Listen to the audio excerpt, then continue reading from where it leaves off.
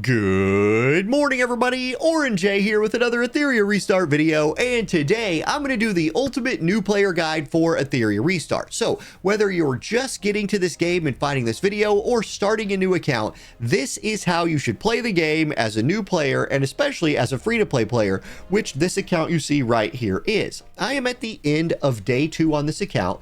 I am account level 23, just for some context. I have used 0 of the energy potions, the mental stabilizers, but I have max refresh gems every single day. Look, this is not a controversial topic in this game. It is just set in stone. It's super solid. You use gems in this game to max refresh because, especially in the early days of this game, you do not need them for pulls. You get so many pulls. Like I said, I'm at the end of day 2. Let me show you how many pulls I've already done. I just found it a second ago. Summon 240 is my next goal. I'm at 225. That means I have pulled 225 times in my first 2 days of playing this game using only, and I'll go to the summon page, using only using only anima prototypes. I've used no gems on pulls. Maybe I had like 9 of them once and I went ahead and rounded it up to 10 with gems or something like that. But I've used basically only anima prototypes, and all of my pulls have been on the permanent summon banner, the standard banner. I skipped this banner, I skipped this banner, and I'm saving the targeted banner for a couple of weeks for now. When you get a guaranteed SSR unit, you get a guaranteed SSR at the end of 2 weeks. I don't want that to be a dupe for me, so I'm going to, at that point, do this banner. Everything I'm doing is on the standard banner because every character's in there. Also, so there's that little pull strategy. We'll just get that out of the way right away.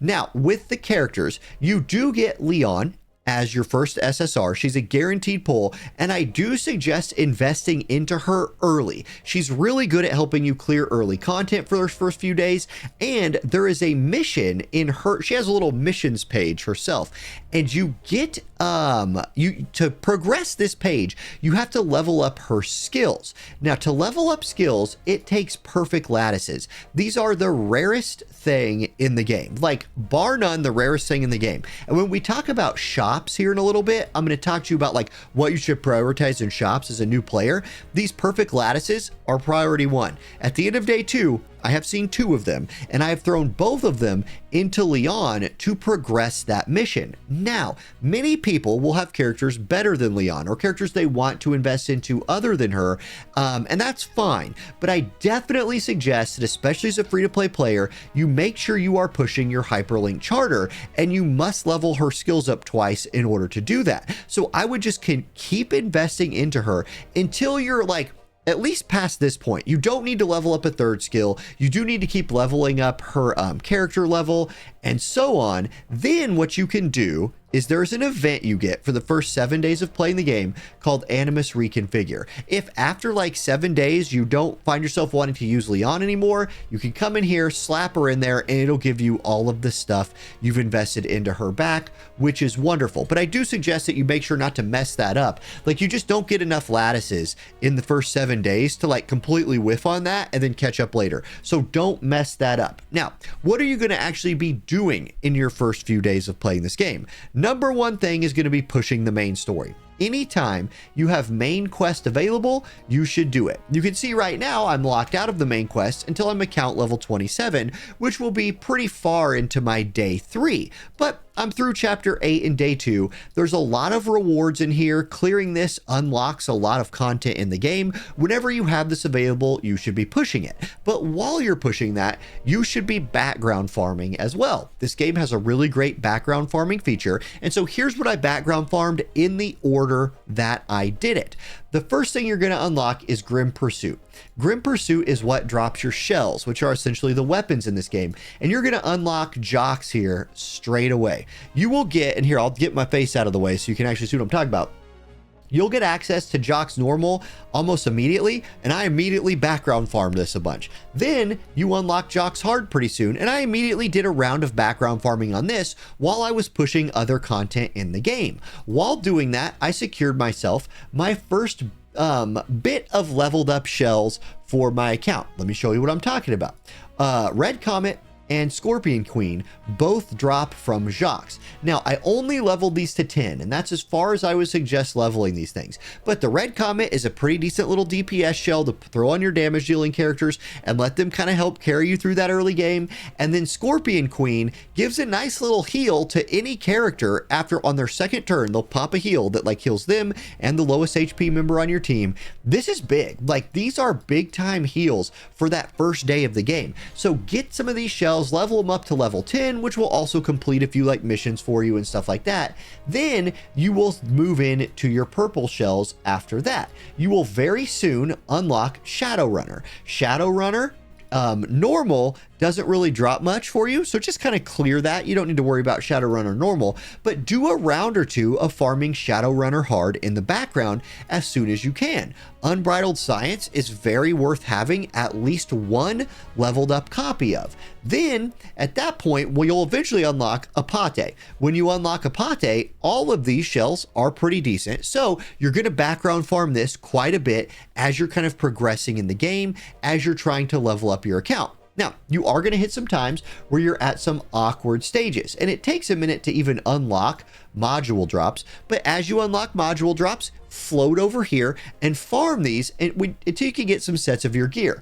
I wouldn't waste too much time farming like these normal stages. In fact, I would not do much background farming at all on normal 1 or normal 2, but normal 3, if you want to make some runs at normal 3 Teramaton, it does at least drop some purple gear with 2 matrices on it.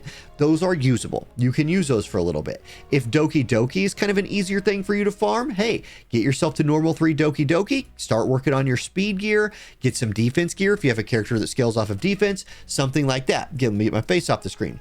You really, like, your goal, by the way, by the end of day 1 is to be able to background farm in a hard difficulty, preferably something like hard 2 or hard 3. Hard 3 is like a big ask, but your goal by the end of day 1, with max refreshing your energy with gems, is to have a team that can background farm either hard 2 in Doki Doki or hard 3 or hard 2 or hard 3 in Teramaton to set your account up for day 2. You do need some of this yellow gear to start propelling you forward. In fact, if we look at my account, like here's Born, he's my best DPS character.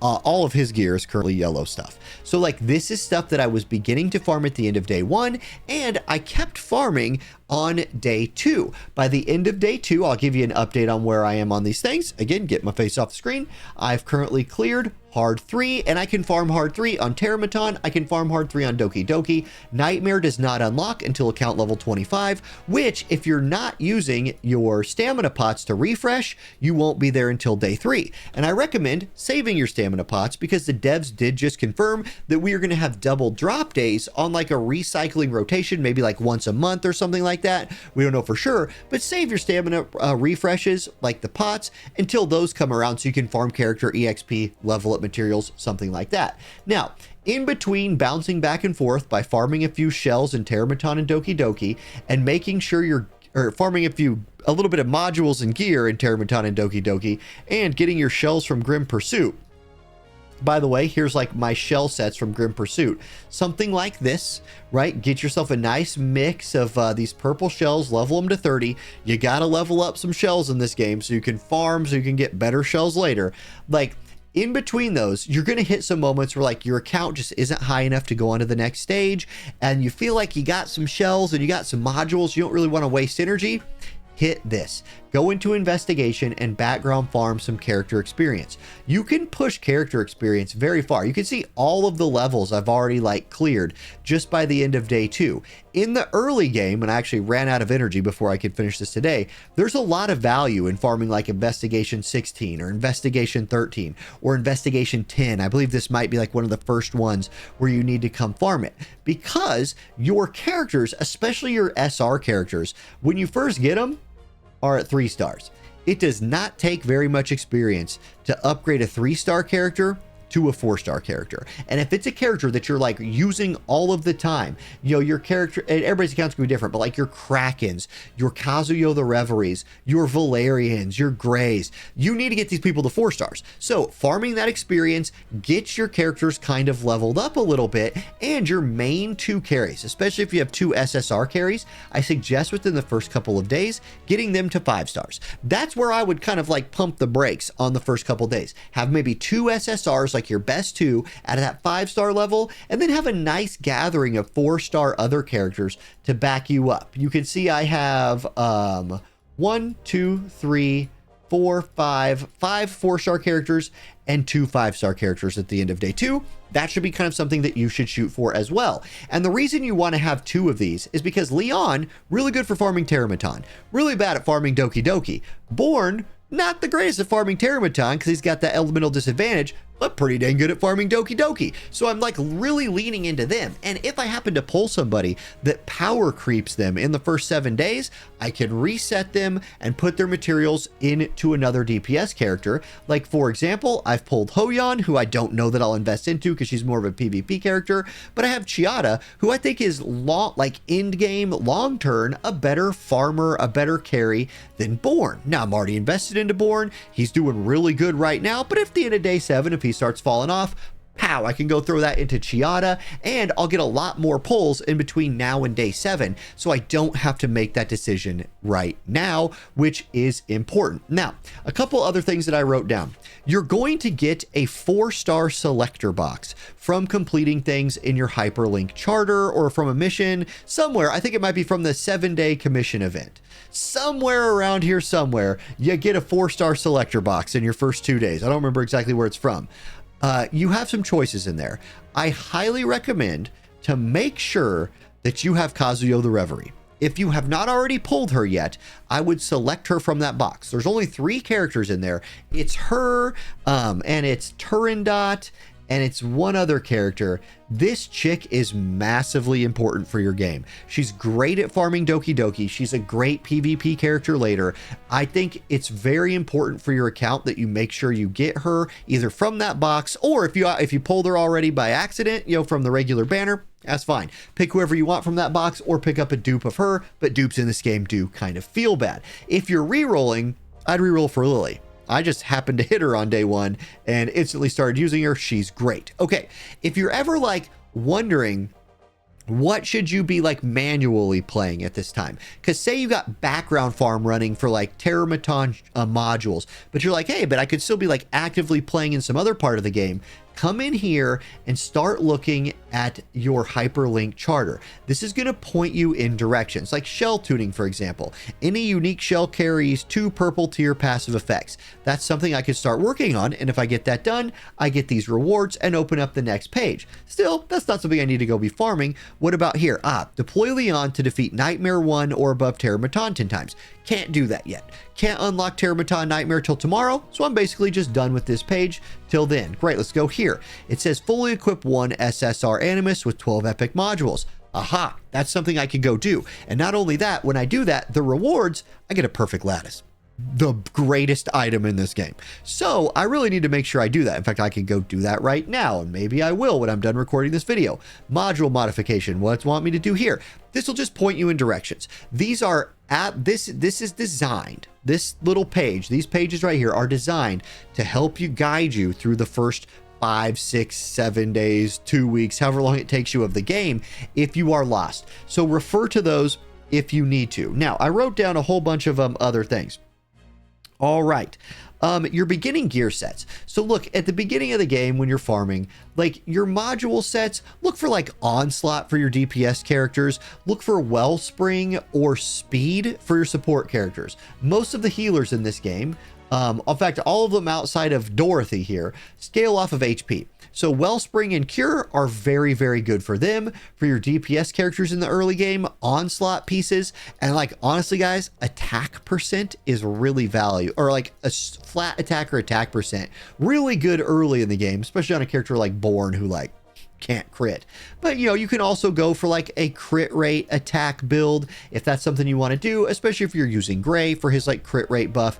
Still, Onslaught's where it's at in the early game, and then characters who are giving your team buffs, so you want to go first, farm Swift Rush gear for them in Doki Doki, and just focus on finding yourself a shell that has a couple like Swift Rush matrices on it. Combine that with Swift Rush modules.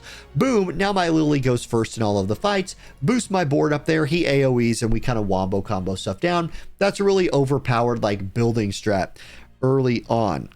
There's going to be a bunch of stuff you can first time clear, and by most of that, when I say a bunch of stuff, most of it's right here in GP Outpost.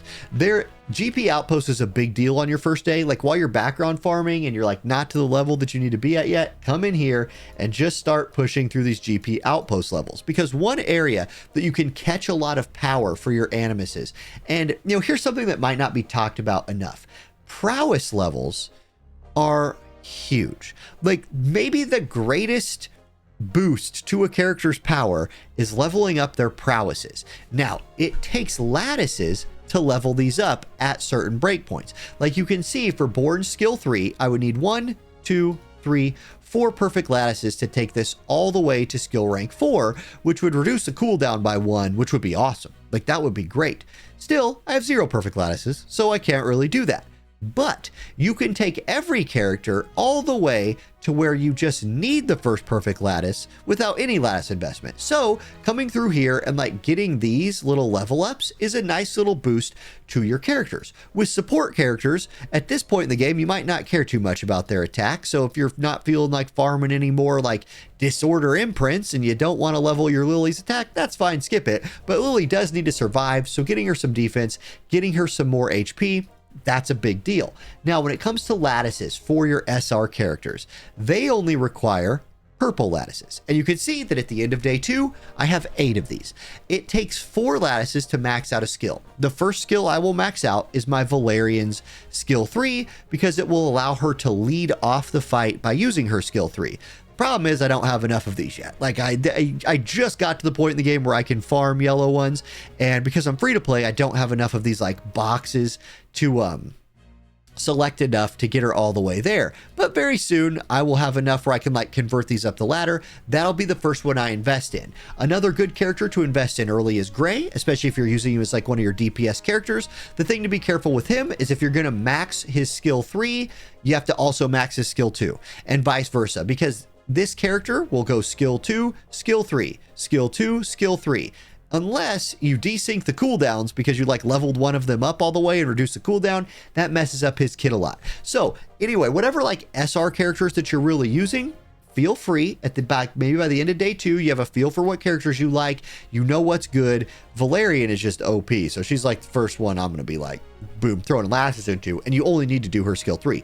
There's too much to talk about there with specific characters and all of that, but you do get way more SR lattices than you do SSR lattices. They are still rare. They are still rare. Don't just start willy-nilly throwing those things around. Okay, now by the end of day 2, I've already kind of talked about that a lot. Let me just again show you what my account looks like by the end of day 2. I'm continuing just to push story. I'm continuing to just farm what I feel like I need to farm. Modules on my characters at this point of the game are all yellows or purples. I'm working on getting everything to this like yellow tier. I try to only level purple stuff up until 9. I try to level yellow stuff up until 12. For shells, with any of these purple tier shells, I'm taking them to level 30. You get so much, like the base stats that you get from shells are a big deal. I'm not messing with reconfiguring and re-rolling passive effects or anything like that. I'm quite literally just getting myself level 30 level 30 shells that are good for the characters that are equipping them. Now, again, there's a lot to dive into there, but DPS shells on your DPS characters, you know, I don't love the like heal boosting shells, but I like ones that give a shield or like turn order boosting from like this guy right here, those kind of things. So farm out your shells, get those to level 30. I've already kind of showed you what my character star levels are.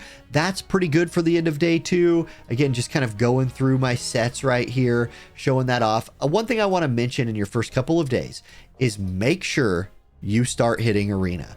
And many people are going to be like, yeah, but I don't really like to do PvP. That's not my thing. Arena is too big of a deal. Like, you need to be doing, this is auto arena, where you just fight like people's static defense teams. You're going to be fighting bots on day 1. And for most of day 2, you can also just fight bots.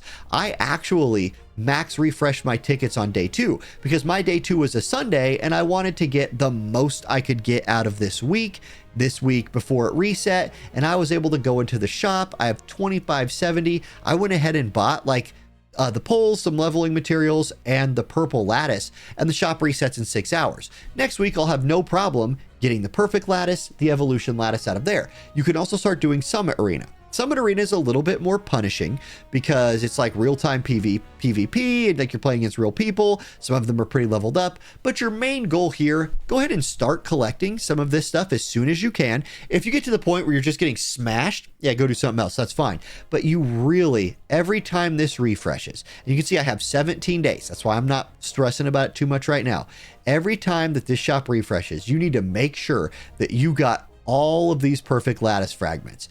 It's lame that they're in fragments, but if you they come in packs of 5 and there's 10 of them. It takes 50 to make a perfect lattice. So every 3 weeks or whatever this is, you can get a perfect lattice out of Summit Arena. You should do that. You should absolutely do that. And then prioritize stuff like if you're doing light dark pulls, which this account really isn't, you could get those. Those are pretty rare. Shadow prints, very useful as well. Again, especially for a free-to-play player, I'd focus mostly on these lattices and shadow prints for me. Okay, now let's go through the shops and show you what to buy. Now, I haven't bought anything with money, right? Now, I'm not saying you shouldn't buy stuff with money. I actually think you should absolutely support the game, spend a little bit on it. That is what it is. But if you are free to play and you're just skipping through all of this, I got 35 seconds of stuff you don't care about. If you are spending money, anything with a perfect lattice in it is probably good. Now that one's $100 because of the 40 light dark summons. So, you know, maybe not that one, but you're going to have like a $30 pack with a perfect lattice in it. I think that's really, really good. If you buy something with a guaranteed SSR pull in it, make sure you're doing those pulls before you do your selector banner. Again, I'm saving my selector banner for a couple weeks anyway. In the weekly pack, the big one in here is once again the perfect lattice for $30.99. There it is if you want to get it. Everything else in here, I mean, look, if you're spending, just buy whatever you want. Okay, in the exchange shops, in the union shop, like make sure you join a union as soon as you can, and make sure you're just doing everything you can in the union, even if you're doing it poorly, because just everything you do within the union gives you union coins. You'll get a bunch of union coins if you're in an active union that's doing things. There's really good stuff in here. Again, perfect lattice fragments. That's priority 1. There's red shadow prints for 1,000. There's also evolution lattices. Like I'm telling you, I know these are less rare than the yellow ones, but you still want every purple evolution lattice that you can get. There's a couple of them hiding in here, which is awesome. There's also shadow prints in here, poles. There's so much good stuff in the union shop, but I would prioritize perfect lattices, evolution lattices, and shadow prints after that. In the summon shop, you'll get these credits just by summoning. Hey, look, there's a perfect lattice. That's what I'm going to suggest that you get, is the perfect lattice. And then after that, evolution lattices right on down the line. In the arena shop, we've already talked about those. Anima shop, you're really not gonna have to worry about this one because this is like buying dupes. Even on my main account, I've never done that, and I have a bunch of those currencies. Yeah, I don't know. So I think that pretty much covers most of the things I wanted to cover about the first couple days of playing this game as a like brand new free-to-play player. Can I even do Fearless Arena? I should do, look, even if you get stomped in Fearless Arena, you should do Fearless Arena, because like just by participating 3 times, you get a rewards. If you like, the rewards in here are just real good. So if you can get lucky and catch a couple wins, great. If not, just do 3 runs, get your energy stabilizer, and then peace the heck out. Get lucky, win a match, and if you win a match, you reach the semifinals, then you're getting a pull. Like, just participate in this stuff. Do everything you can do, right? Even if you do them poorly, that includes in your like challenge tab here. Like, you're gonna suck at Phantom Theater, anti-sync echoes. You're not gonna be able to get very far the first few days. Most of these, like Cage Rumble's really hard, but many of these things are just very easy. Just do them all. They all give rewards, and especially as a free-to-play player, you just need to collect those things. Okay, this video is now 23 minutes long. It is a lot longer than I anticipated it being, but I tried to be thorough. I tried to hit pretty much all of the big points. If I missed something, please do drop a question in the chat. Either myself or hopefully some other nice person will answer it. And enjoy this game, guys. This is a great game. The first 5, 6, 7 days of this game feel so good. Once you get later in the game, the RNG stuff starts kicking in, but we're trying to work with the devs, get that all sorted out for you. Anyway, there y'all go. Have a great rest of your day, everybody. I'll catch you. Put my face back on the screen. I'll catch you next time. Peace.